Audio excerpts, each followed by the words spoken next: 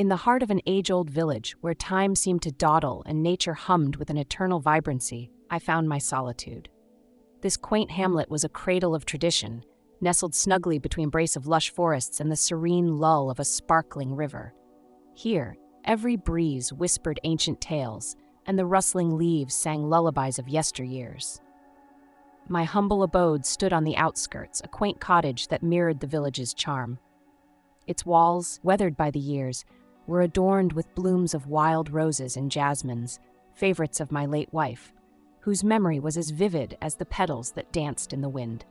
Each flower, each beam of wood in our cottage held echoes of laughter and whispers of tears we had shared. As a craftsman, my hands, worn and wise, had shaped countless pieces from the woods that the forest generously offered.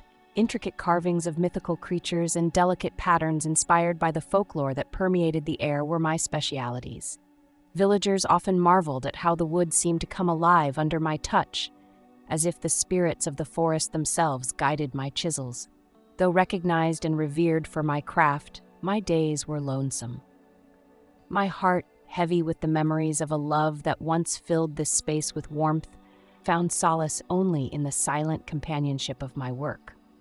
The tools and woodblocks were more than just objects. They were confidants, keepers of my secrets and my sorrows.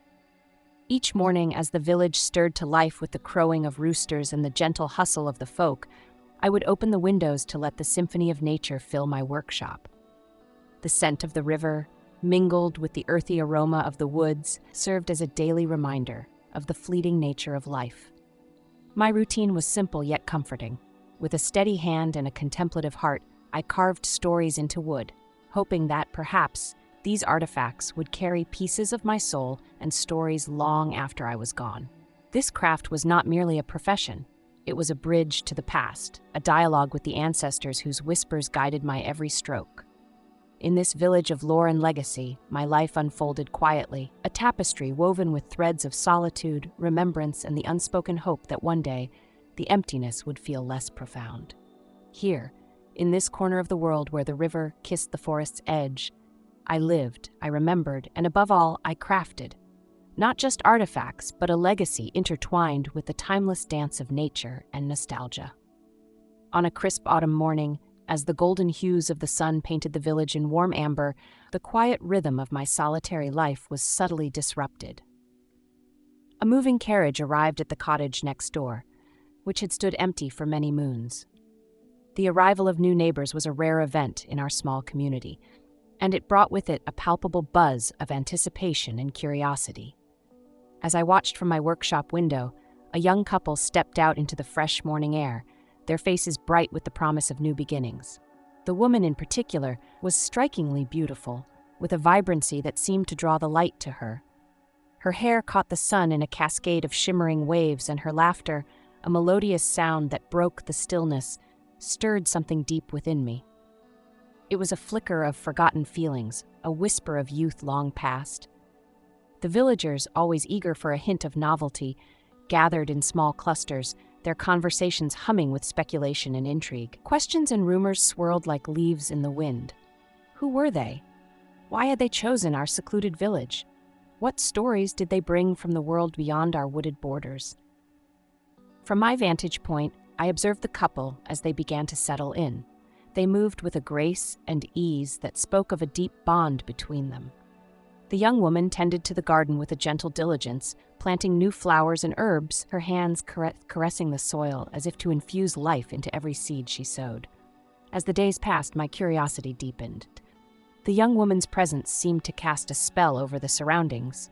Even the flowers in my garden bloomed more brightly, as if trying to match the radiance she brought with her. Yet, amidst this newfound fascination, a sense of unease began to nestle within me. My nightly walks, once a solace for my restless thoughts, now led me invariably towards the fence that divided our properties. Hidden in the shadow of the twilight, I found myself watching, captivated by her serene movements and the joyful energy that seemed to emanate from her very being. The village's intrigue soon turned to gossip, as such things often do in small communities. Tales of the couple's past were woven with threads of fact and fiction, creating a tapestry rich with speculation but lacking in truth. Some whispered of a great escape from a tumultuous life in the city. Others hinted at a legacy of hidden wealth or forbidden love. Yet, through it all, the couple remained an enigma. Their smiles polite but reserved, their interactions with the villagers cordial yet distant. As the leaves turned from gold to the deep rust of late autumn, a restless spirit took hold of me. The woman's laughter echoed in my dreams, a sound both sweet and haunting, leading me down a path lined with shadow and light, towards a destiny not yet written. As the days melted into weeks, the rhythm of life in our village continued undisturbed on the surface, but beneath the calm exterior, a tempest grew within me. Each morning, I found my gaze wandering more frequently to the window, from where I could see the young woman tending her garden. The sight of her, so full of life and grace, stirred a whirlpool of emotions in my weary heart. She moved among the blooms with the ease of a breeze, her hands nurturing the earth, her laughter mingling with the rustle of leaves. At night, under the silver glow of the moon, she would sometimes dance in her garden, her silhouette a mesmerizing shadow against the luminescent sky.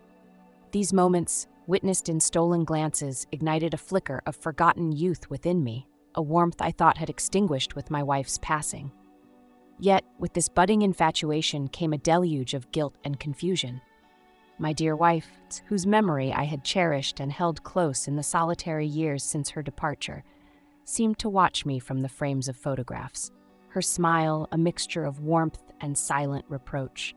The echoes of our shared laughter, which once filled the cottage, now sounded distant, overshadowed by the vibrant laughter that drifted over from next door. I struggled to reconcile these feelings, caught between the past's gentle pull and the present's vivid allure. The young woman's presence, like a new melody in an old song, disrupted the harmony I had built around my memories. At night, I lay awake, the moon casting shadows through my window, painting the room with patterns of light and dark.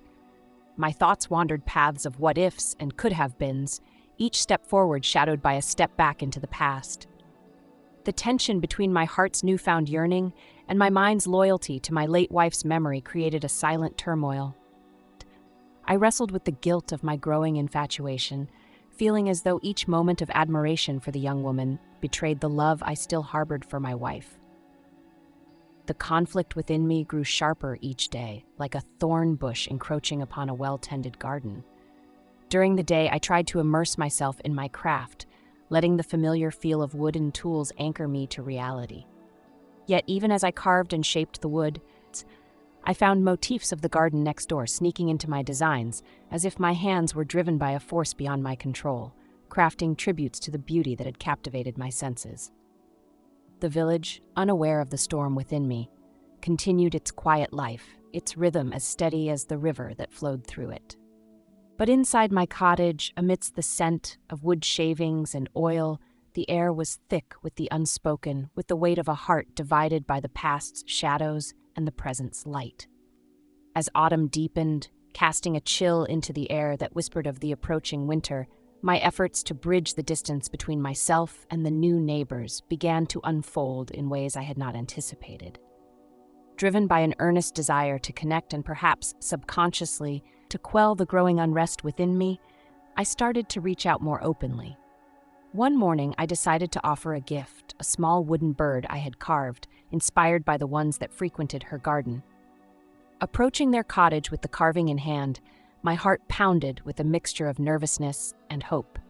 However, the moment I extended the token of crafted wood, the expression that crossed the young woman's face was not one of delight, but rather of polite confusion.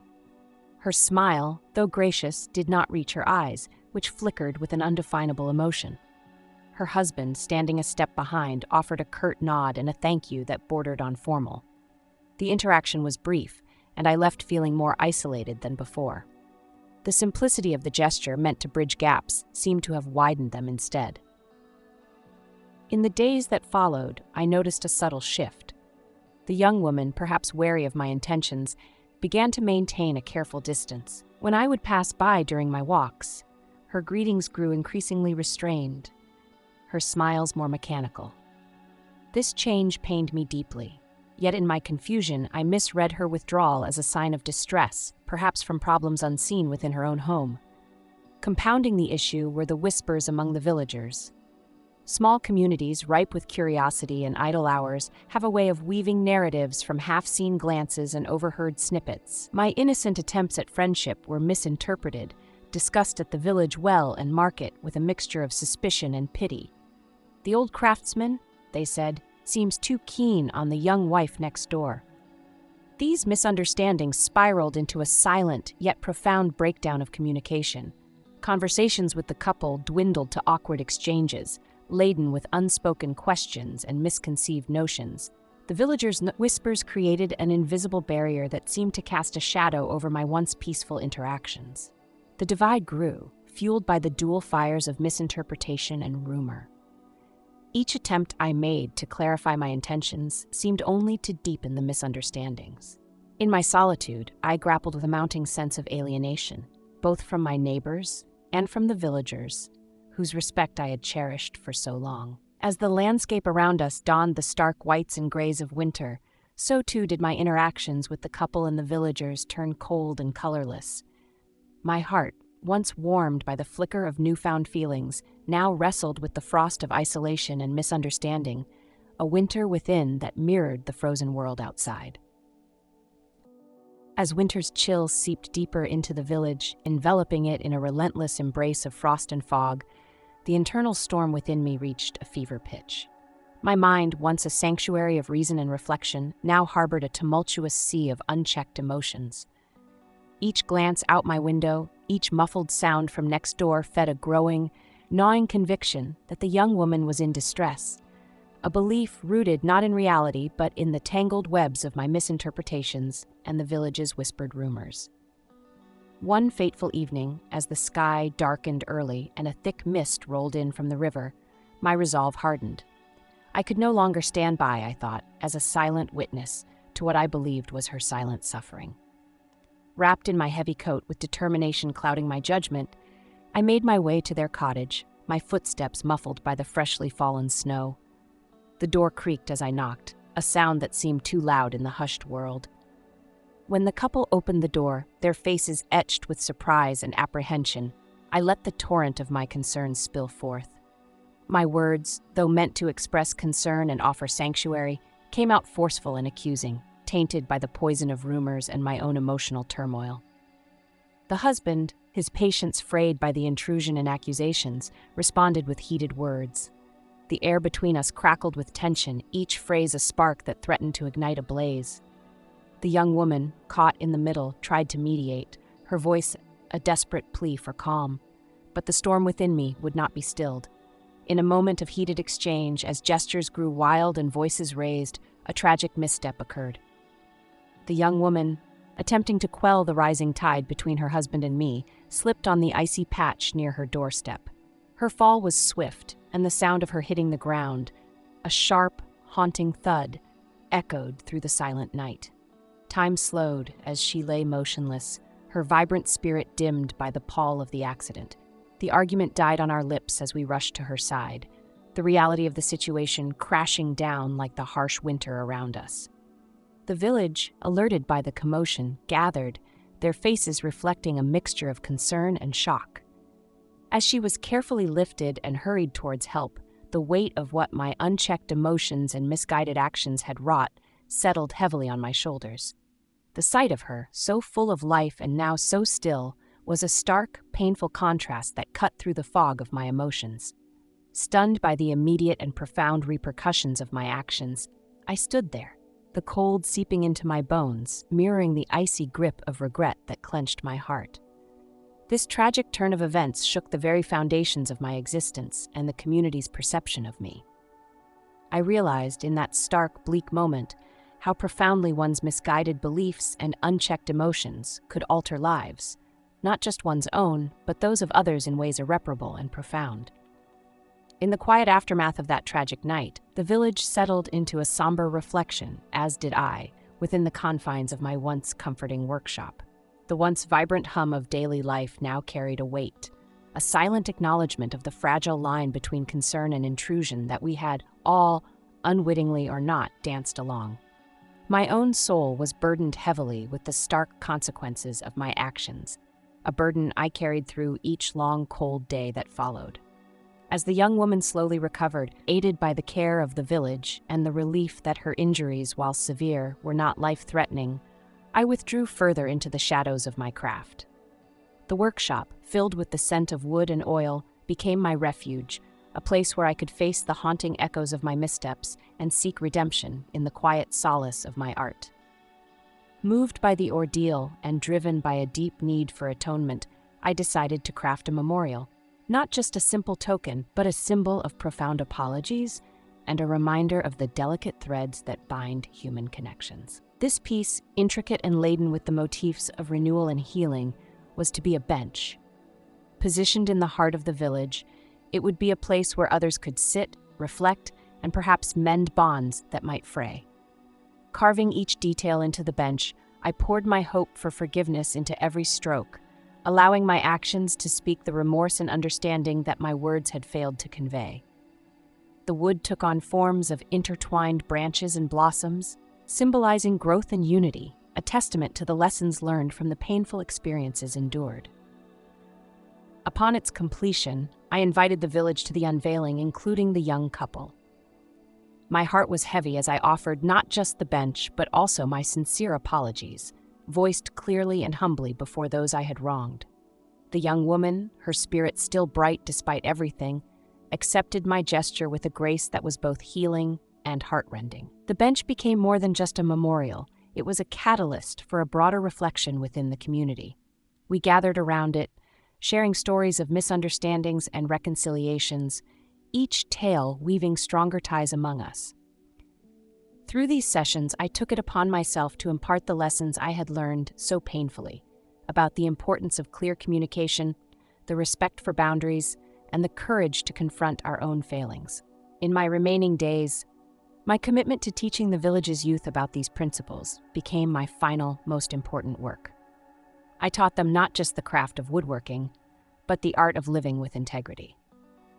Each lesson was infused with the hard-earned wisdom that true strength lies in understanding and compassion, not in the stubbornness of our convictions. Thus, my story, marked by both love and loss, became a part of the village lore.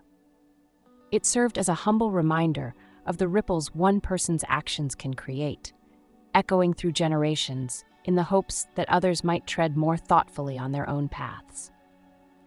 Through this tale, I hope to leave behind a legacy that transcended the physical creations of my hands and touched the very souls of those who would remember me.